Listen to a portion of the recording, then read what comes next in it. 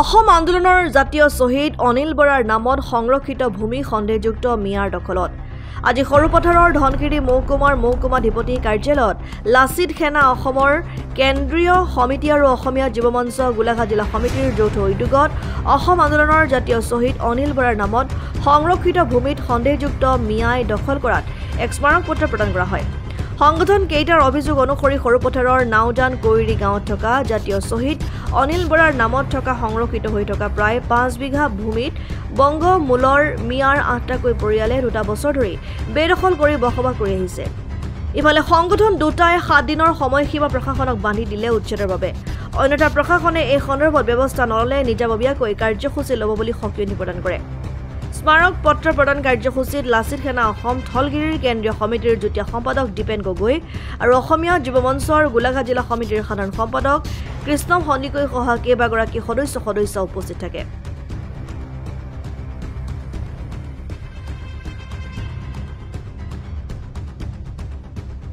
হয়, অতি স্পৰ্শকাতৰ বিষয় এটাক লৈ আজি আমি ধনশিৰি মহকুমাধিপতি কাৰ্যালয়ত আমি লাচিত সেনা অসম থলগিৰিৰ লগতে অসমীয়া যুৱ মঞ্চৰ হৈ এখন স্মাৰক পত্ৰ আমি আজি দিবলগীয়া হ'ল।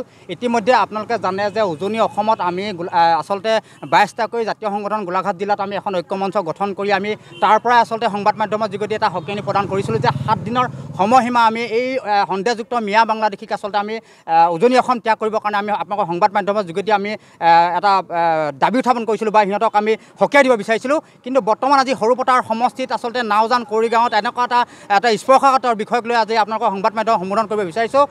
সমগ্ৰ অসমবাসী ৰাইজক আচলতে আমি অৱগত কৰিব বিচাৰিছোঁ, যিহেতু জাতীয় শ্বহীদ অনিল বৰা তেখেতে আচলতে আমাৰ জাতিটোৰ কাৰণে এজন শ্বহীদ বৰণ কৰিলে, কিন্তু তেখেতৰ প্ৰায় 5 বিঘামান ভূমি আচলতে সন্দেহযুক্ত মিয়া বাংলাদেশী লোকে আচলতে ঘৰ বনাই তাত বসবাস কৰি আছে। গতিকে এই বিষয়টোৰ ওপৰত আচলতে আমি আজি অতি স্পষ্ট আকাৰে আচলতে মহকুমাধিপতি কাৰ্যালয়ত মহকুমাধিপতি বাইদেউৰ লগত আচলতে আমি আলোচনাত বহোঁ আৰু মহকুমাধিপতি বাইদেউগৰাকীকো আমি এটা কথা স্পষ্টভাৱে আমি এটা কথা আমি সকীয়াই দিছোঁ আচলতে, বা আমি বাইদেউগৰাকীক ক'ব বিচাৰিছোঁ যে এই যিটো আচলতে সন্দেহযুক্ত যি মিয়া বাংলাদেশী লোকে যে এই শ্বহীদ অনিল বৰাৰ আচলতে ভূমি 5 বিঘাকৈ ভূমি আচলতে যি অবৈধভাৱে বেদখল কৰিছে, 7 দিনৰ সময়সীমা আচলতে বাইদেউগৰাকীক আমি অৱগত কৰি যে 7 দিনৰ ভিতৰত এই সন্দেহযুক্ত মিয়া বাংলাদেশীক আমাৰ এই ঘৰসমূহ আচলতে উচ্ছেদ কৰিব লাগিব। অন্যথা কিন্তু 7 দিনৰ পাছত কিন্তু আমি অসমীয়া যুৱ মঞ্চ বা লাচিত সেনা অসম থলগিৰিয়ে কিন্তু আমি সকলো সতীৰ্থসকল বা আমি নাওজানবাসী অঞ্চলৰ ৰাইজক লগত লৈ এই মিয়া বাংলাদেশীসকলক আমি কিন্তু উচ্ছেদ কৰিবলৈ আমি বাধ্য হ'ম।